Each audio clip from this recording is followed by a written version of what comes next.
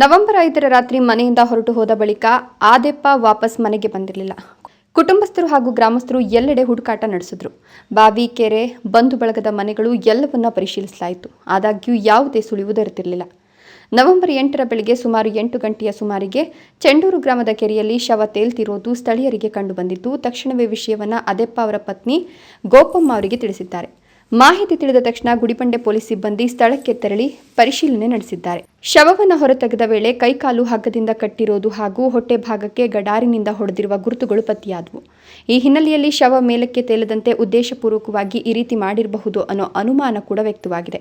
ಸಾವಿನ ಕುರಿತು ಅನುಮಾನ ವ್ಯಕ್ತಪಡಿಸಿದ ಪತ್ನಿ ಗೋಪಮ್ಮ ಅವರು, ನಮ್ಮವರ ಸಾವಿನ ಹಿಂದೆ ಯಾರಾದರೂ ಕೈವಾಡ ಇರಬಹುದು, ಇದಕ್ಕೆ ಸೂಕ್ತ ತನಿಖೆ ನಡೆಸಬೇಕು ಅಂತ ಪೊಲೀಸರಿಗೆ ದೂರು ನೀಡಿದ್ದಾರೆ. ಮೃತದೇಹವನ್ನು ಮರಣೋತ್ತರ ಪರೀಕ್ಷೆಗಾಗಿ ಕಳಿಸಲಾಗಿದ್ದು, ನಂತರ ಕುಟುಂಬಸ್ಥರಿಗೆ ಹಸ್ತಾಂತರಿಸಲಾಗಿದೆ. ಈ ಬಗ್ಗೆ ಗುಡಿಬಂಡೆ ಪೊಲೀಸ್ ಠಾಣೆಯಲ್ಲಿ ಪ್ರಕರಣ ದಾಖಲಾಗಿದ್ದು, ಮುಂದಿನ ತನಿಖೆ ಮುಂದುವರಿದಿದೆ. ಹುಡುಕ್ತಾ ಇದ್ವಿ, ಡ್ರೋನ್ ಕ್ಯಾಮ್ರಾದಲ್ಲಿ ಹುಡುಕ್ತಾ ಇದ್ವಿ, ಪೊಲೀಸ್ನವ್ರನ್ನ ಕರೆಸಿದ್ವಿ, ಹುಡುಕಿದ್ವಿ, ಎಲ್ಲ ಆಯಿತು. ಆದರೆ ಲಾಸ್ಟ್ ದಿನ ಇವತ್ತು ಕೆರೆಯಲ್ಲಿ ಹುಡ್ಕಕ್ಕೆ ಬಂದಾಗ ನಾವು, ನನ್ನ ತಮ್ಮ, ಇನ್ನೊಬ್ಬರು ನಮ್ಮ ರಿಲೇಷನ್ನ ಇನ್ನೊಬ್ಬರು 3 ಜನ ನೋಡಿದ್ವಿ. ಅಲ್ಲಿ ನೋಡಿಬಿಟ್ಟು ಈ ಬಾಡಿ ನಮ್ಮದೇ ಅಂತ ಹೇಳ್ಬಿಟ್ಟು ಎಲ್ಲ ತೆಗೆದು ಆಚೆ ಇದು ಮಾಡಿ ಸಾರ್ವಜನಿಕ ಆಸ್ಪತ್ರೆಗೆ ಸೇರಿಸಲಾಗಿದೆ. ಮಹೇಶ್ ಗುಡಿಬಂಡೆ, ರಾಯಲ್ಸ್ ಕನ್ನಡ.